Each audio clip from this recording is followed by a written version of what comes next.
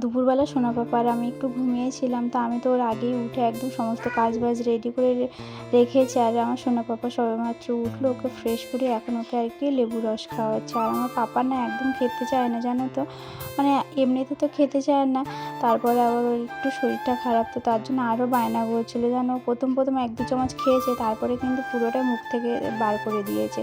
তো তারপরে অনেক কষ্ট করে খাওয়ান দাওয়ান করিয়ে রেডি করে বাইরে দিয়ে এসছে একটু ঘোরার জন্য। আর এদিকে রাজা দেখো অফিস থেকে এসছে, তো সেগুলো দেখছিলাম যে কী কী নিয়ে এসছে। পাপার খেজুরটা তো শেষ হয়ে গেছিলো, তো তার জন্য খেজুর নিয়ে এসছে, আর আমাদের জন্য পাতি লেবু, আর আমার পাপা শোনার জন্য নিয়ে এসেছিলো আর কি কমলা লেবু। তো রাজাকে তো এখন তো ডক্টর বলেছে একদম চাটা কিছুই খাওয়া যাবে না, তো অফিস থেকে এসে ওর খিদে পাচ্ছিলো, তো তার জন্য একটু মুড়ি মেখে দিয়েছে। আর দেখো সন্ধ্যে 8টা বাজতে পারলো না, তো তো মুষলধারে বৃষ্টি চলে এসছে, মানে এটা বর্ষাকাল না গরমকাল ঠিক বুঝতে পারছি না, জানো তো।